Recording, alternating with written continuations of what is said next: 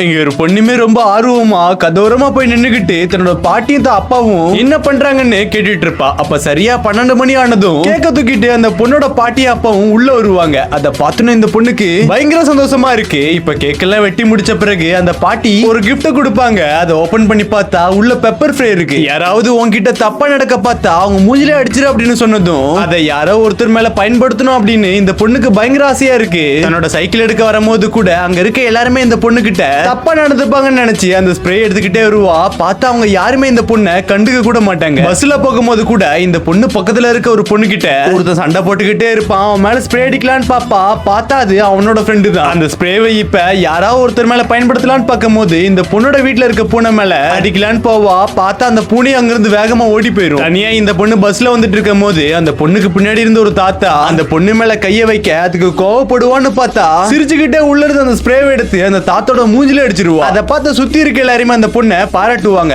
ஆனா அந்த பொண்ணு அடிச்ச ஸ்ப்ரேனால மூச்சு விட முடியாம அந்த தாத்தா அங்கேயே இறந்து போயிருவாரு.